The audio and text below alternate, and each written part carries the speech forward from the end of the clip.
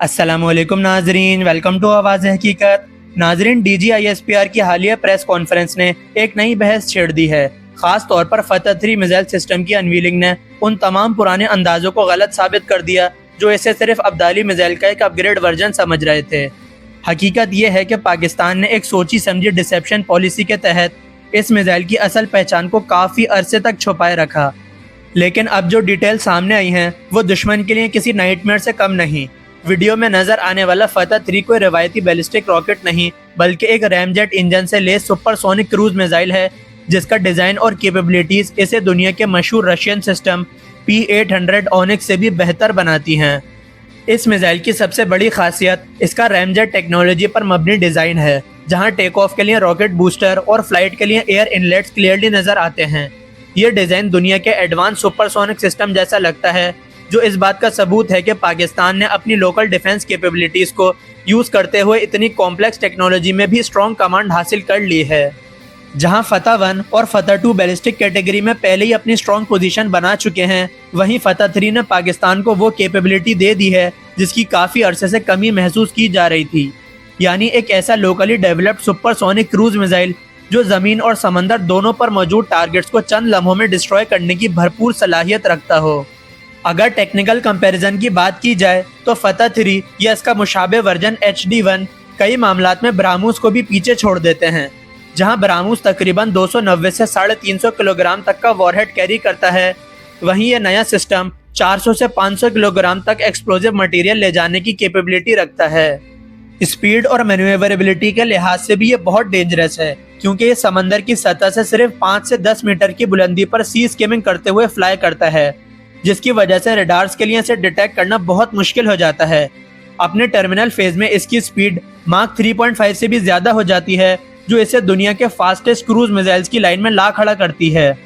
Accuracy के मामले में भी ये मिसाइल बहुत एडवांस है, क्योंकि ये सैटेलाइट गाइडेंस के साथ साथ IR सीकर का भी इस्तेमाल करता है, जिसकी वजह से इसका सर्कुलर एरर प्रोबेबल यानी CEP सिर्फ 5 से 10 मीटर के दरमियान रहता है। ये पिन पॉइंट एक्यूरेसी इसे एक ही स्ट्राइक में बड़े से बड़े नेवल शिप्स को डिस्ट्रॉय करने के काबिल बना देती है। इस सिस्टम की इंडक्शन के बाद अब पाकिस्तान की फतह सीरीज कंप्लीट होती नजर आ रही है, जिसमें बैलिस्टिक रॉकेट्स, सुपरसोनिक और सबसोनिक क्रूज मिसाइल्स शामिल हैं। इसके अलावा मुस्तकबिल में फतह 5 की सूरत में हाइपरसोनिक टेक्नोलॉजी का हासिल करना भी अब इतना दूर नजर नहीं आता। ये पाकिस्तान की डिफेंस स्ट्रेटजी में एक बड़ी तब्दीली है, जिसने रीजनल बैलेंस को काफ़ी हद तक चेंज कर दिया है। फतह 3 के हवाले से जो हालिया हकाइक सामने आए हैं वो इसे सिर्फ एक मिसाइल नहीं बल्कि एक कंप्लीट वेपन फैमिली साबित करते हैं। सबसे हैरानकुन बात यह है कि पाकिस्तान का ये नया सिस्टम ज़मीन के साथ साथ हवा और समंदर से भी लॉन्च किया जा सकेगा, जिसका मतलब है कि ये JF-17 थंडर जैसे लड़ाका तैयारों और पाकिस्तान नेवी के जहाज़ों का भी हिस्सा बनेगा। यह वैरायटी इसे दुश्मन के लिए और भी ज़्यादा डेंजरस बना देती है, क्योंकि अब ये थ्रेट किसी एक डायरेक्शन से नहीं बल्कि मल्टीपल डायरेक्शन से आ सकता है। इस मिसाइल का सबसे डेडली वर्जन इसका एयर लॉन्च वेरिएंट माना जा रहा है, क्योंकि जब ये मिसाइल फाइटर जेट से हवा में लॉन्च होगा तो इसे अल्टीट्यूड और इनिशियल स्पीड का नेचुरल एडवांटेज मिलेगा। डाइव करते वक्त ग्रेविटी और रैमजेट इंजन की कंबाइंड पावर इसे इतनी डेंजरस काइनेटिक एनर्जी देगी जो इसकी स्पीड को ऑलमोस्ट हाइपरसोनिक लिमिट्स तक ले जा सकती है। ऐसी सिचुएशन में दुश्मन के एयर डिफेंस सिस्टम्स के लिए इसे इंटरसेप्ट करना बिल्कुल नामुमकिन हो जाएगा।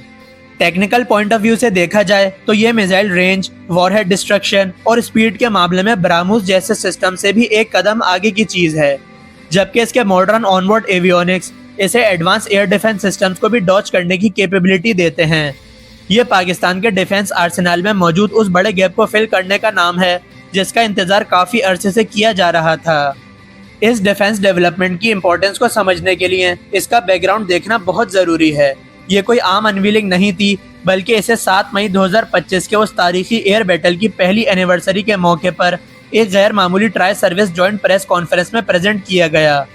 ये मूवमेंट इसलिए भी इम्पोर्टेंट है क्योंकि पाकिस्तान की मिलिट्री लीडरशिप ने हमेशा अपनी असल कैपेबिलिटीज़ को वक्त से पहले रिवील ना करने की पॉलिसी फॉलो की है, और फतह 3 की अनवीलिंग भी इसी स्ट्रेटेजिक सरप्राइज का हिस्सा है।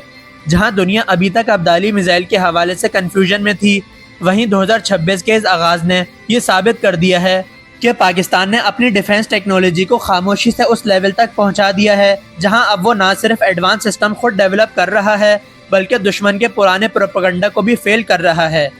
बिलाशुबा ये साल पाकिस्तान की मिलिट्री हिस्ट्री में टेक्नोलॉजी के हवाले से एक बहुत अहम माइलस्टोन साबित होने वाला है।